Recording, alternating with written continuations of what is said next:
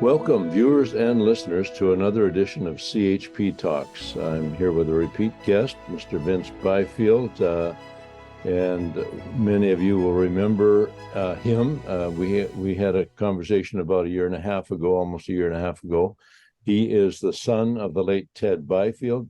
Many of you will know him, the name of his father. A powerful and primary figure in the reform movement that shaped much of the political landscape of Western Canada in the last decades of the 20th century, and which is still impacting Canadian politics today.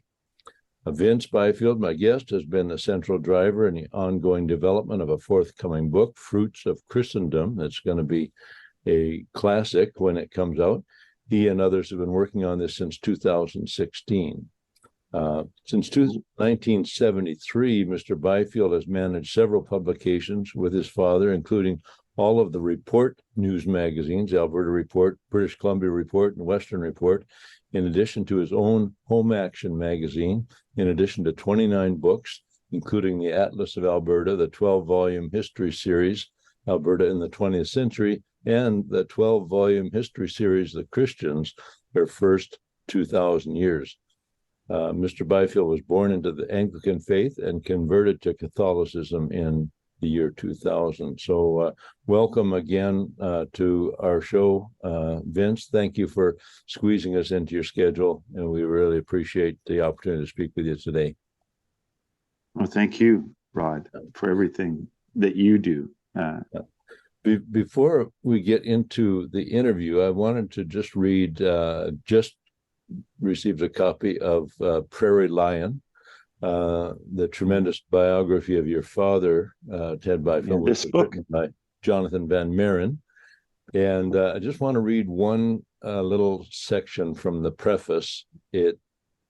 Jonathan says that your father watched, decried, and spilled gallons of ink, chronicling and protesting Canada's metamorphosis from a nation rooted in Christianity into a bastion of secular progressivism, where sexual liberation and abortion are not only considered to be fundamental freedoms, but key aspects of the Canadian identity, both at home and abroad.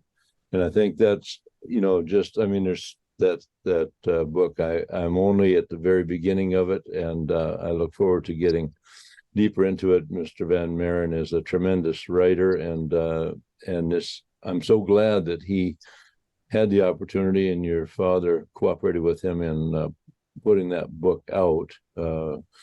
It's a very important, I think, historical bit of information for those who care about the future of this country.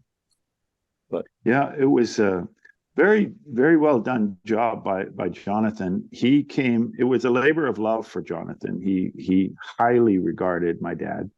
And he came, I think, about 5 times to the house and recorded close to 100 hours of audio with Dad. And he told me while he was writing the book after Dad's passing that he was reading, he was playing back the audio, and he would start to write what Dad said. And he said, "Damn it, Ted, you've taken away my job," because he spoke so eloquently and so well that Jonathan was having a hard time improving on what he said, right? And that was just right off the fly. Yeah. Dad was in many ways had a literary intellect that was far superior than most. So yeah. Myself included. Well, he made a tremendous contribution. You can't overstate his impact on Western civilization here, or Western Canadian civilization anyway. And as I mentioned in the last interview that we did, my wife and I gained a lot from the Report magazines, and we looked forward to them as they came and devoured them. And I think we already were kind of active when we began getting the magazines, but certainly inspired us. And I think many people who did not have the background or didn't understand what was going on, he did he and you with your work, you're deeply involved in those magazines as well, and your brother Link. But informed a lot of people who did not know what was going on and became knowledgeable as a result of reading the Report magazines. Yeah, there was. I think everything you say there is accurate. At its height, I believe we had a readership of almost 500,000. That's readership. That's not the magazines themselves. I think that reached a peak circulation in Alberta of about 60,000 a week. But just we had an exceptionally high readership whenever people like the Print Measurement Bureau would measure these things, far higher than Time or Maclean's. Ted Morton once said that in rural Alberta, when the next magazine of Alberta, next edition of Alberta Report came out, it was essentially the talking point in coffee shops all over rural Alberta. This is pre-internet, right? So yeah, I know it had a big influence. I think I'd like to say that one of the reasons that Alberta has so many options for educating our youth is in large part due to the work that the magazine was doing, exposing the action, shall we say, of the Alberta Teachers Association, a long-time nemesis of Alberta Report. And we championed homeschooling and Christian schools and charter schools, and all of those have come to pass. And there are far fewer options in other provinces. So obviously he was a player, a large player, not the only player, but a big player. Yeah, and had a tremendous role in the, I think it's an outgrowth of the magazine and his other work, but in the formation of the Reform Party. I see the foreword to the book Prairie Lion by Jonathan Van Maren. The foreword is by Preston Manning, and certainly there's an acknowledgement there from Preston Manning about the significant role that your father played in the development of the Reform movement in the West. My sister Joanne, Link's sister-in-law, Link's widow, really liked Preston's forward. Yeah, no, Preston and Dad, Dad and he essentially created the Reform Party right at the Dad's office. Preston came by and suggested to Dad, and he and Link and Dad sat together and started to put together a plan for what needs to be done in order to bring Alberta back into Confederation in a fair manner. And so from that, of course, came the idea of an elected, effective, and equal Senate, or that became known as the Triple E Senate. And that was a major plank in the Reform Party platform going forward. But yeah, he and Preston, I don't know if they saw each other a lot, but they had really high regard for one another. And I've written somewhere way back when we got involved in some foreign affairs, not we, but when Canada did, and Gaddafi and Libya, I said Canada has now settled for a Tripoli Senate. Not a triple E. Anyway. Right. Yeah. Anyway. That's true. That with an I. Yeah, yes. exactly. Right. So, right. That's so you yourself now, apple doesn't fall far from the tree. You are now involved you are a regional director in the UCP, United Conservative Party of Alberta.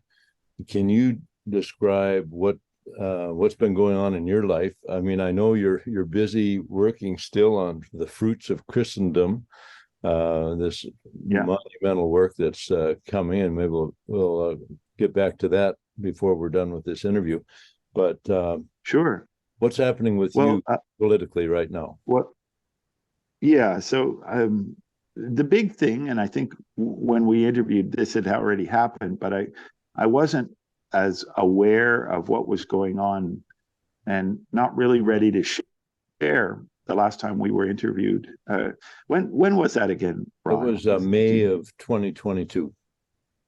Okay, so it had started. I was doing the battle for Alberta at that point, but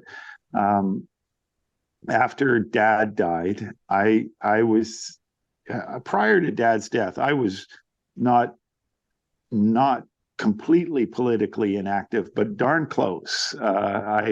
I kind of left that to Dad and my brother Link through the years, and figured somebody had to concentrate on making sure the bills got paid, and so I would function along in the background while my dad and brother Link were very much the front men for what we were trying to accomplish.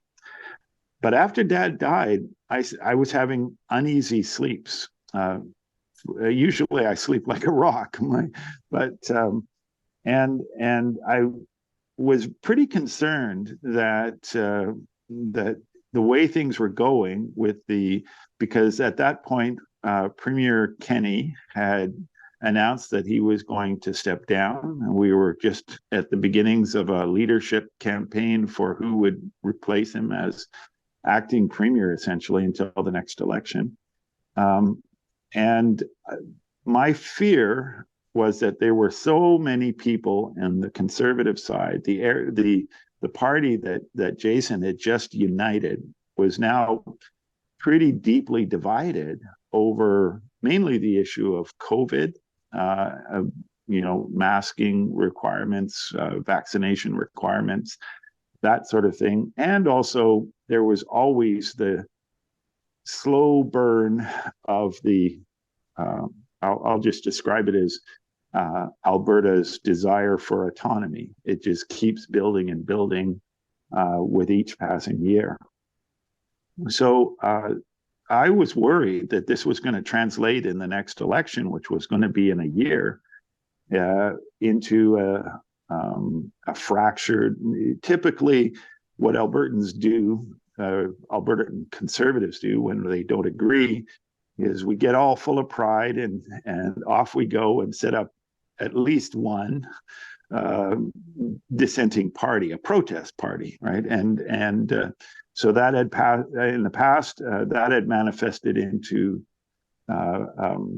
people who were unhappy with the pretty strong evidence of corruption within the Progressive Conservative Party into the Wild Rose Party, and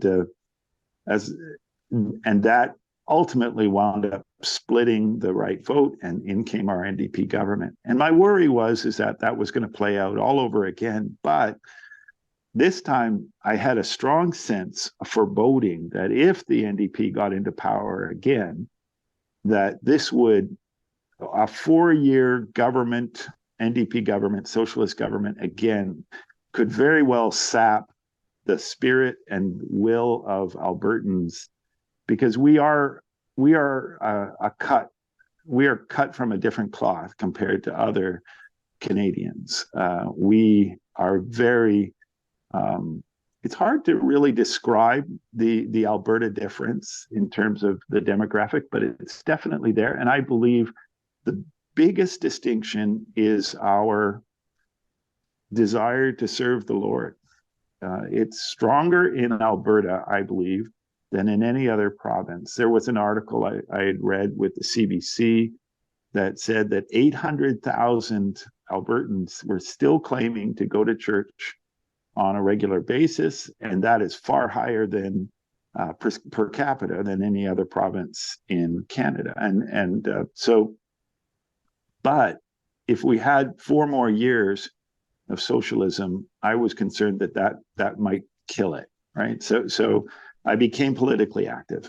And first I started the Battle for Alberta, which is when we were talking. Shortly after that, though, I started to realize that there was another player in the game who the group was called Take Back Alberta, or TBA for short, and that was being run by a gentleman called David Parker.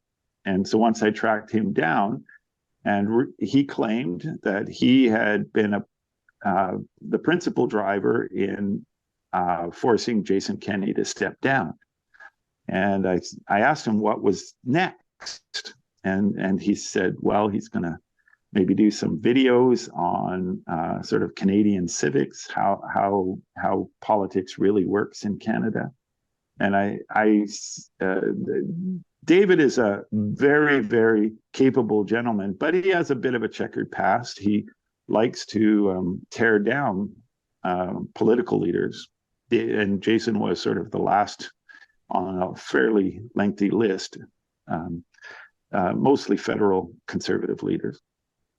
And I said to David, I said, with respect, you've essentially created political chaos here in Alberta, and I would suggest to you that it's incumbent upon you now to build a better Alberta. And so I ask you how you intend to do that. And I don't think it's in YouTube videos. And so he said, you raised a good point, Vince, and I'll get back to you. So a few weeks later, he called me back and said, Vince, I think what we need to do here in Alberta is 4 steps. First one being accomplished, getting Premier Kenney to step down. Second step is to make sure that the new leader is not a repeat of the old leader. And so that meant, so when the 7 candidates stepped forward, 2 of those candidates, Take Back Alberta, identified as being quote unquote champions of freedom. And they were Daniel Smith and Todd Loewen. And because it was the leadership election was going to be a preferential ballot or ranked ballot, it didn't really matter which one of those 2 won, as long as those were preferably the only 2 on your ballot. So he said, we need to get a good new leader. And second thing we need, that's the second step. The third step, he said, is we need to restore the board of directors for the provincial Conservative Party, United Conservative Party of Alberta, to be elected as board members who will represent the members of the party, not the premier of the party, and as it was originally designed to do. And the fourth step, and the most important in my view, was to make sure, absolutely sure, there would be no NDP government in 2023. So I agreed with him on that as a good vision, and so I helped him in that regard. I would coordinate things for Take Back Alberta on the Edmonton side of things. And then after the leadership, when Danielle Smith won,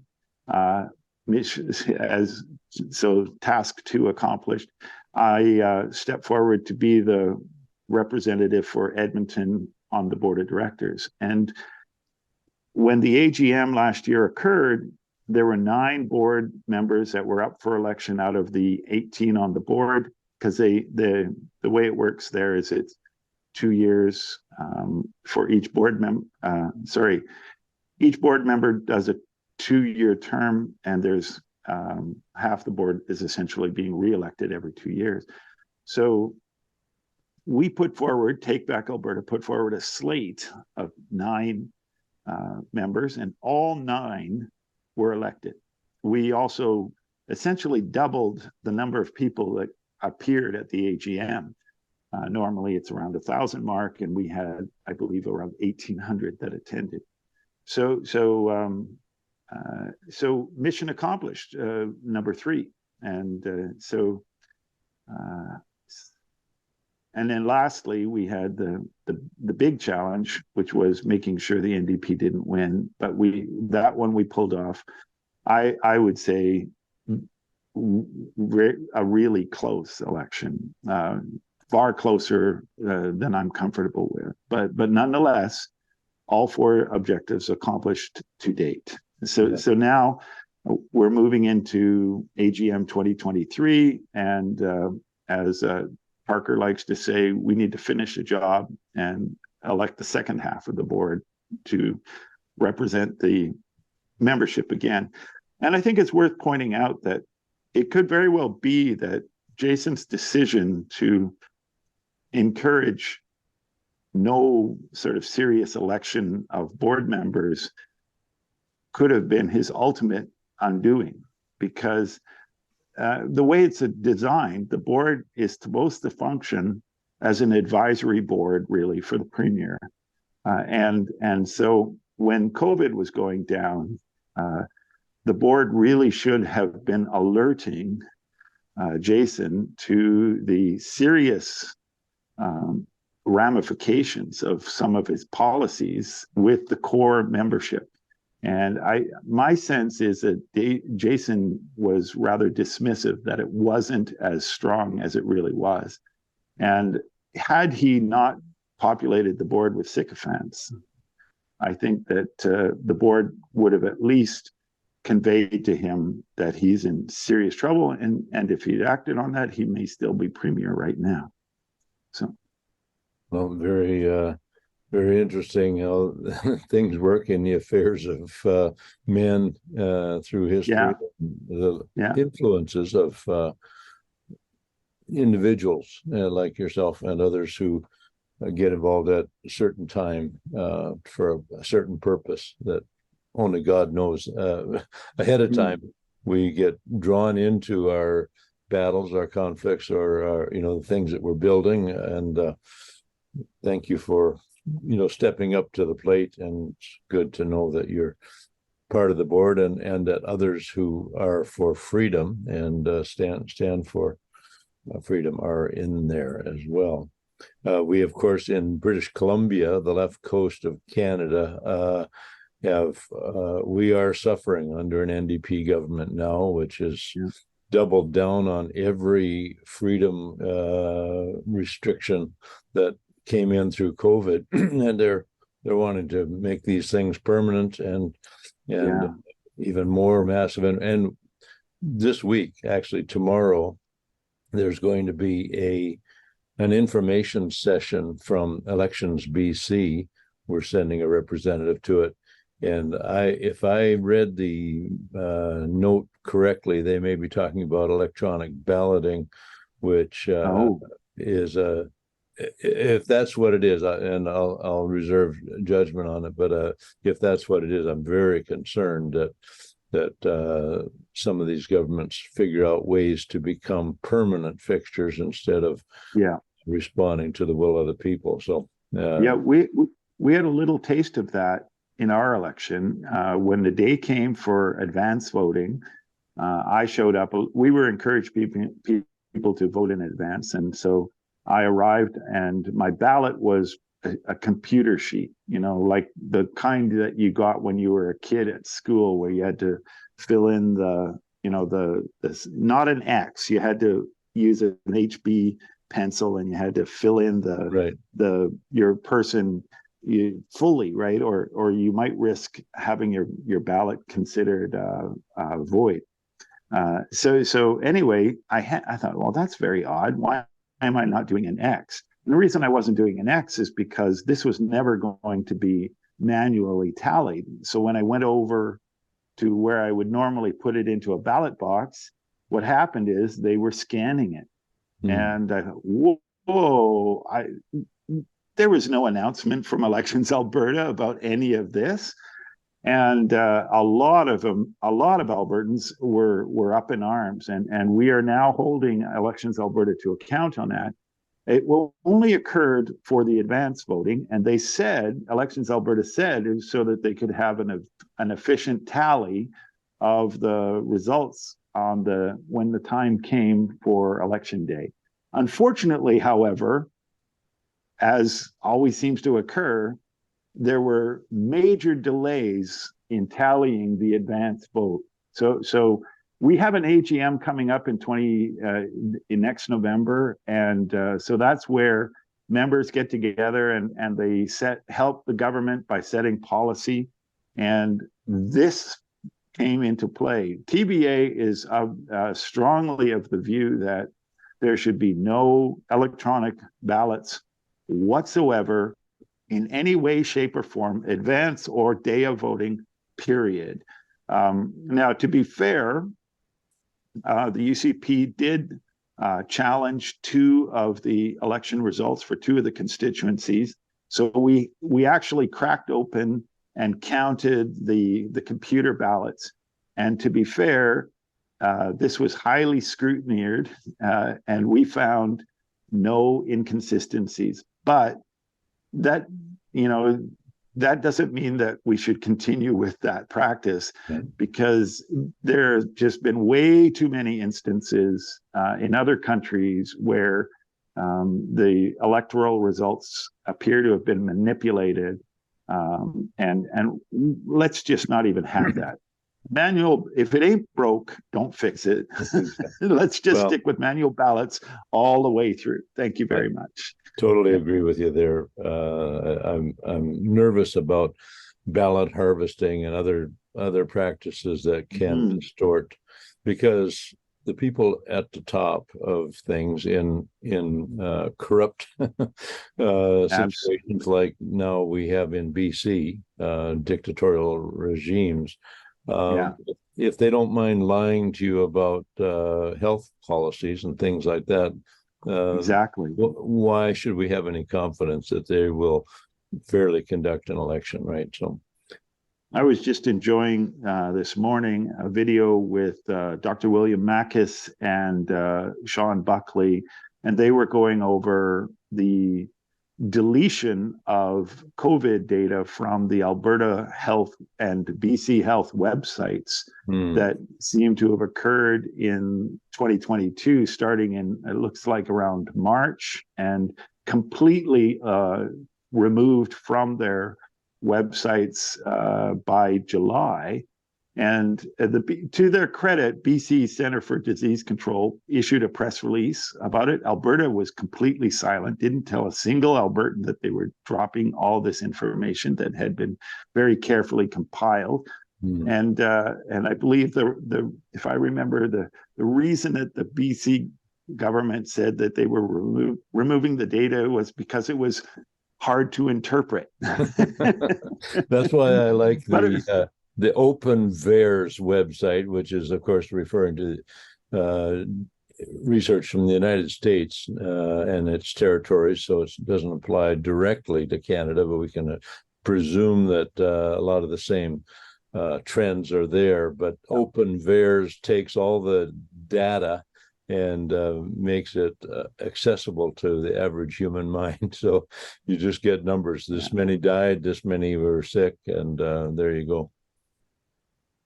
We have to really improve transparency in all levels of government right now, especially the one that we seem to have the best control of is provincially. I'm just going to share a lesson to your BC listeners, and it's often to their we will use the term they. We like to who are these people who are orchestrating our taking our freedoms, etc. Actually, David Parker likes to say the person who is removing our freedoms is ourselves, mainly through lack of action. If you don't take control of your freedoms, someone else is guaranteed to do it for you. And every single generation, it's incumbent upon them to play a major role in the formation of government policy. And the way we do it here in our democracy, because it's a Westminster system, you must become a member of a political party. I don't get into which political party, because then I cross over into partisanship. It doesn't really matter. If you're uncertain as to which party you should join, pray about it. And whatever God tells you, that's the party for you. But do it. Get involved. It's so, so, so important, because when you just say that, oh, my civic duty is to show up and vote, then you're surrendering a lot of your control. Because we're a Westminster system, the party chooses who will be your leaders, not you. You're just deciding which of the 2 or 3 leaders you want. But the selection of that leader from the 50,000 or 100,000 population, that's all done at the party level. You need to be every single Christian, Albertan and British Columbian and Canadian should be involved, I think, especially at the provincial level as a member of a party. I just have to say that. And if every Christian British Columbian did that, we would not be ranting right now as we are about the loss of our freedoms, Rod. We just wouldn't be. Yeah. Well, thank you. That's excellent. We have in British Columbia, we have an AGM coming up for the Christian Heritage Party of BC. We are the only province that has a provincial wing of the Christian Heritage Party. So that will be in Smithers on October 21st, and we're going to have the honor of having the Honorable Brian Peckford speak to us by Zoom in the afternoon. Okay. That'll be a one-day gathering, partly by Zoom and partly in person at the old church in Smithers. But yeah, we're looking forward to having Brian Peckford speak to us, and one of the topics he's going to be touching on is the supremacy of God clause or the preamble of Charter of Rights and Freedoms, which mentions the supremacy of God and the rule of law. So well, Brian should know, I believe he's the only surviving premier that participated in the formation of our Constitution as it stands. So yeah, that's a real blessing. He's got the credentials, even if sometimes the courts don't want to hear from him. Exactly. They prefer to interpret for themselves what the founders, what the crafters of the Charter of Rights meant. But he said, "Why don't you?" Right. We don't want to listen to one of the actual framers of that Constitution. We want to just do our own interpretation. Yeah. No, exactly. We're running near the end of our time slot here, but there's two things I want to have you cover briefly. You were showing me earlier this canvas book. I don't know if you want to quickly describe that and maybe even show it if you're able to, or quickly will be a challenge, but I will try. Lately I have been asked to speak at churches, and I do so on a fairly regular. More than I'd like to do it more, quite frankly, because it's so important. And when I go to a church, I will present our problems as a society into three groups right from the outset. I classify our freedom problems, our debt problems, and our morality problems. And I think that covers a lot of our woes. And then I ask whose fault it is. And usually I get a silence. And I say, well, I put it to you that it's your fault and it's my fault. As Christians, we are told by our Lord and Savior to teach, to instruct, to be salt and light, to be the light on the hill. And from the Old Testament, we have Moses. Moses did not follow the Israelites out of slavery. He led them. That's what Christians really should be doing. We should be an example through leadership, and we are not doing it, and therefore it's our fault. But I then do a quick history lesson on in Alberta, our premiers. When I ask people who is the best Alberta premier, I usually get either Ralph Klein or Peter Lougheed. But I put it to you that the best premier we ever had was a fellow by the name of Ernest Manning. And I explained, and the second best would have been his predecessor and mentor, Bill Aberhart. So Bill Aberhart was a high school principal, public school principal in the 1920s in Calgary, came from Ontario.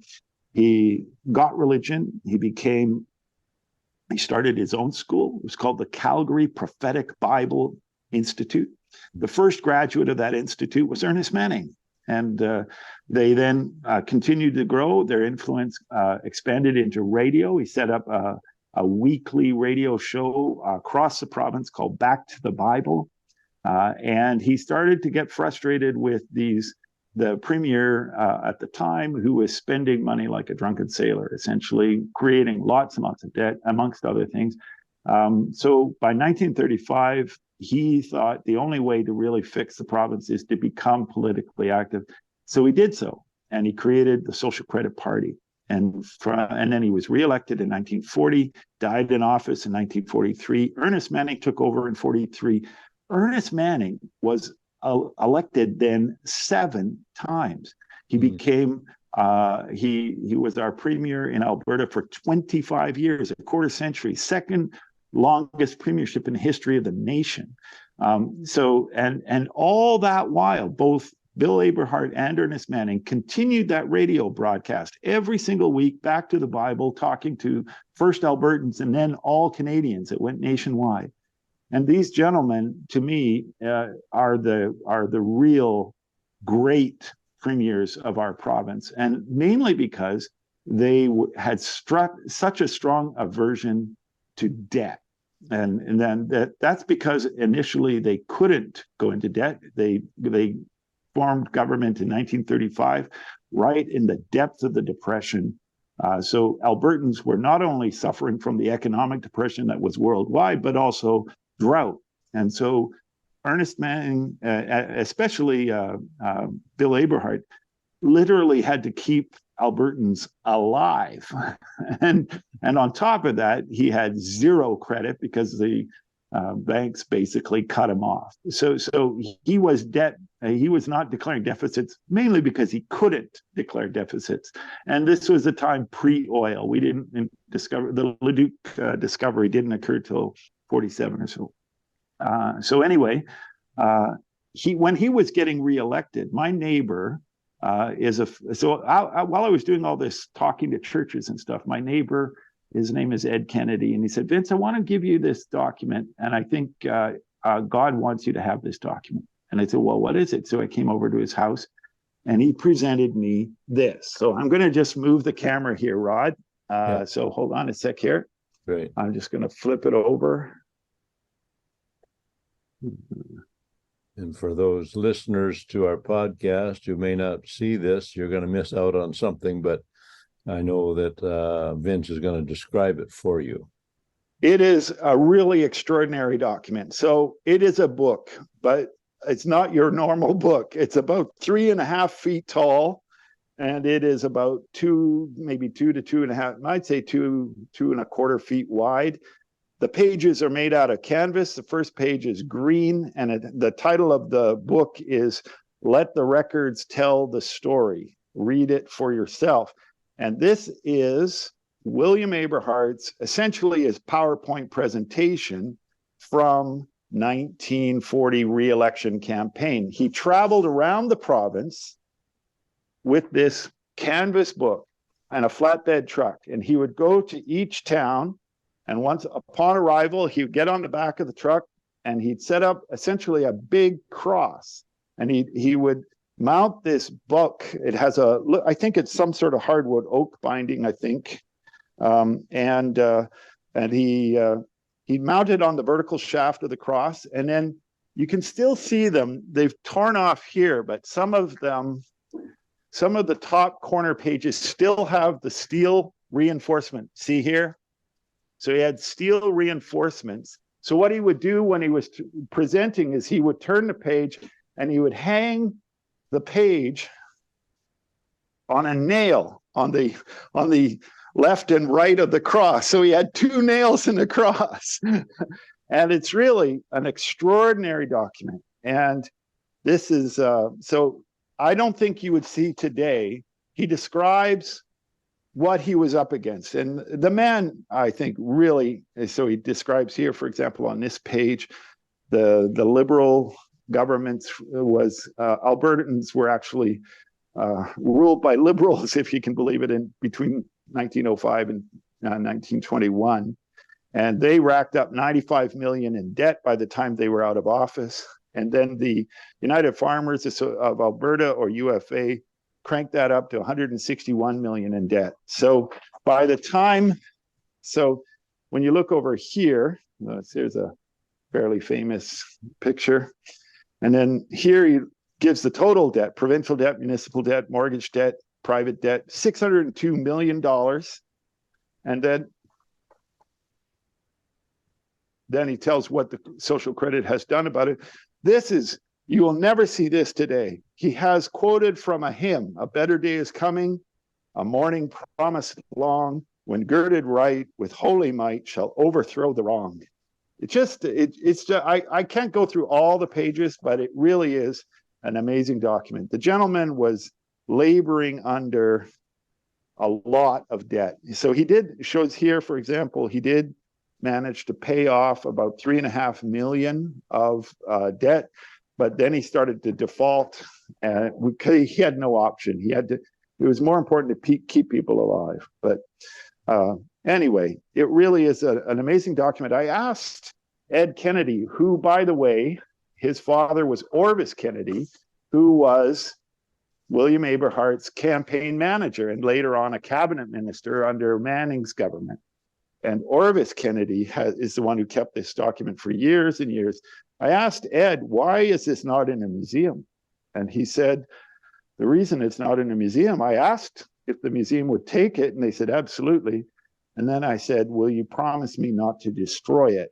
And they said, we can't make that promise. And so Ed said, well, then I can't, in good conscience, surrender this document to you. So now it's in my hands. And I interviewed the leadership candidates, 5 of the 7, and each time I would take the leader to see this document, because debt is one of those insidious things, Rod. Every Albertan right now has, at last count, about $33,500 dollars in their share of the provincial debt. Yeah. And so that means a baby born today, before they draw their first breath, inherits from you and me $33,500 worth of debt. I guess not you, Rob, because you're a British Columbian, but I think you're probably I have a share in the federal debt, which I just gave a press conference in Ottawa a couple of weeks ago on the economic cost of moral anarchy. And of course, referring to some of the things that we do in this country, abortion and gender transitions and things like that. But the central feature of that is that we have been borrowing money so that federally, the federal debt is about $1.2 trillion. A trillion is 1,000 billion, and a billion is 1,000 million.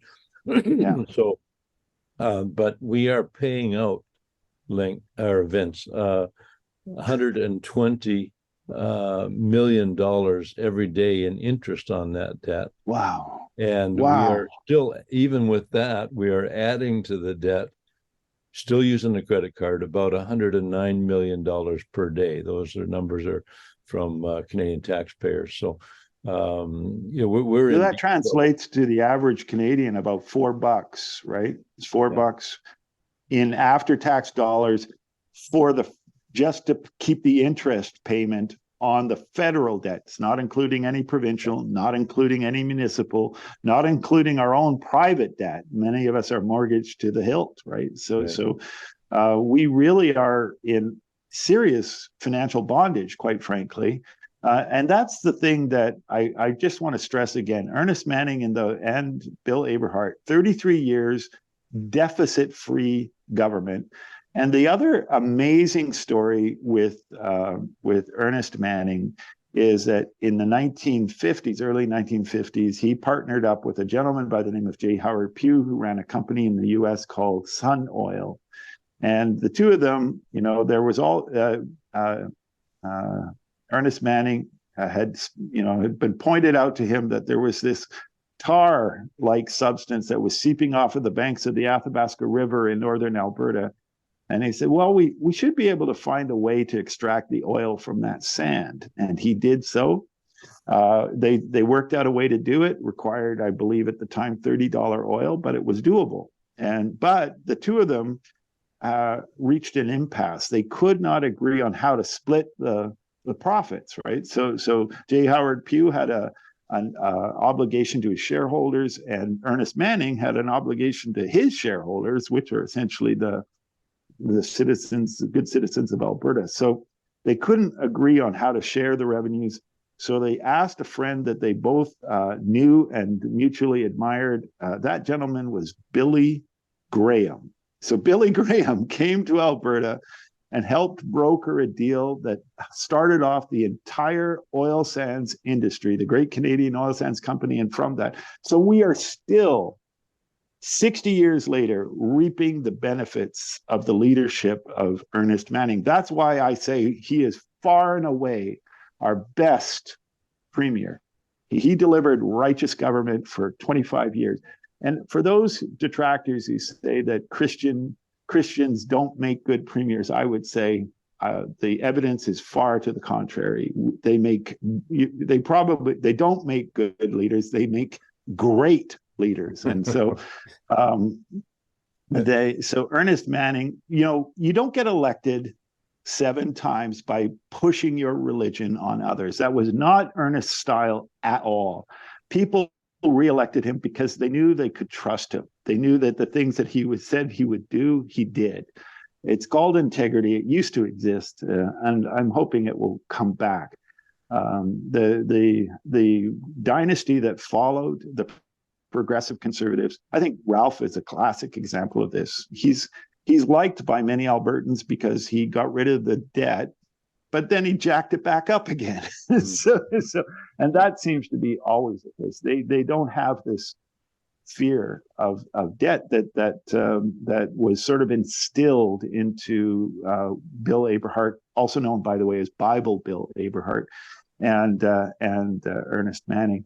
And I say the same right now with our current leader, Danielle Smith. I don't believe she is a believer, but she is a very wise woman. Quite frankly, she's gone through the school of hard knocks. I believe she is a good premier. But I ask people to pray for our premier Danielle Smith every day, because if she were to become saved, she would go, I strongly believe she would go from becoming a good leader to becoming a great premier, possibly up in the ranks of Ernest Manning and William Aberhart. So wonderful. Anyway. Well, that's a great tribute. And I don't want to stretch this too far, but, you kind of have come back to the point a year and a half ago when we had our discussion. A lot of it was about the book that you're working on, The Fruits of Christendom. Yeah. And I want to tell you that you may or may not know our National Development Director of the CHP, Ken Stouffer, has developed a very powerful presentation, that PowerPoint and so on, about the contributions of Christianity to excellent. I'd love to see it. And so that would tie in very much with what you're working on. And can you give our folks just an update where you're at with the book? Sure. So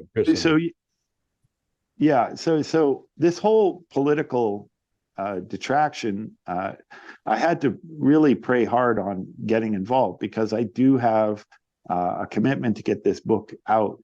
But at the same time, it's that old line, if not you, then who, right? And so I said, someone has to step up here and stop this train from getting off the tracks, right? So I essentially had to, I wouldn't say it was fully on hold.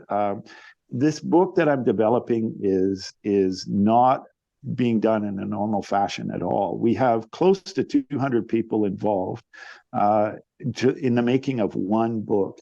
We have roughly 50 academic advisors, 50 researchers, and 110 authors, because there are 110 articles each by different authors in this one book. And what we are doing is taking, at last count, about over 300 books on the topic and distilling it down to the best, most effective examples of how Christianity has built the society that we currently enjoy.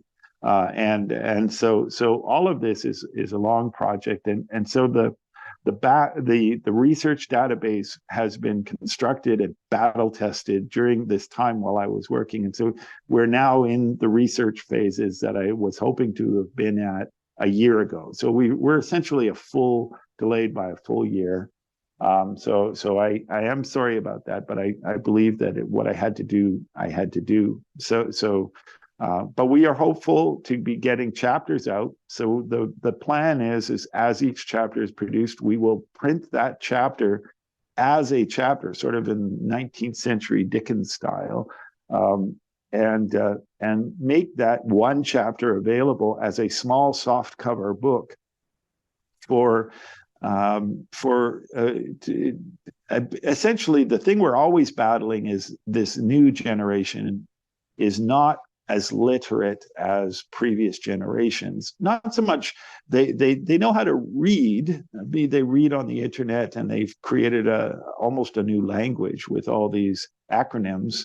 But nonetheless, reading actual physical books is not nearly as common as it was. And quite frankly, you can go through 12 years of education now and realistically never read a real book from front to back at all. And that was not the case 40, 50 years ago and earlier. So literacy is a real problem. So we are hoping that by creating these smaller books, more bite-sized, and that's why we have so many articles. We have a lot of little articles embedded within each chapter, and that's to intrigue the reader who's not accustomed to reading long text. And we've known through the books that we've done in the past that this is very effective with young people and people who are unaccustomed to reading.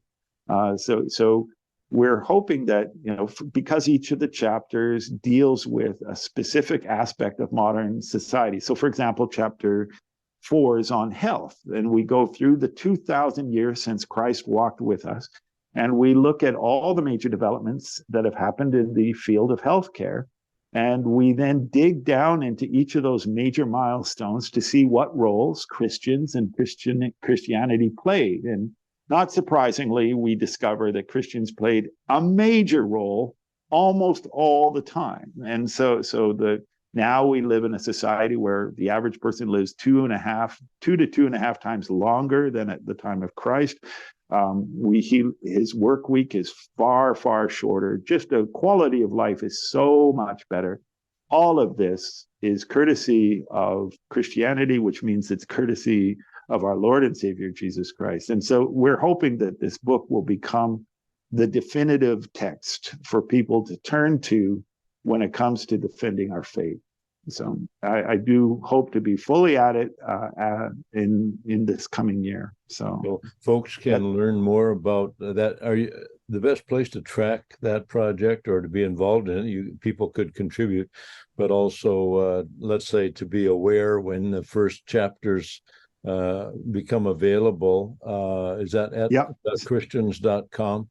That's correct. So it's the definite article, the Christians, plural.com. So THECHRISTIANS.com. That's absolutely the best place to follow updates and also take advantage of our existing books. If I could, Rod, I want to mention a new initiative that we are doing, which is we are trying to get the existing set of books that Dad put together, the amazing series, 12-volume series, The Christians, Their First 2,000 Years, into every Christian school library in the nation.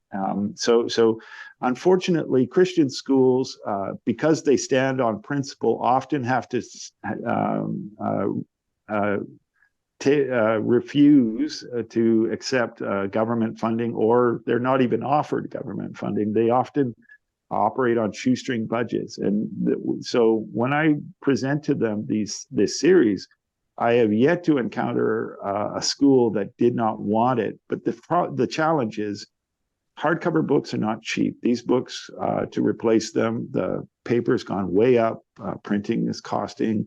Shipping is unbelievably expensive now. So the cost of the books is not cheap. But what we do is, because we're a registered charity, both in Canada and the US, is we partner donors who want to sponsor a set for a school, a Christian school library. We put the two together, and that way we're able to offer a charitable tax receipt to the donor, and the school gets a set of books. And every time we're able to do that, Your average hardcover book lasts about 25 years in a library system, 50 years if it's in a home.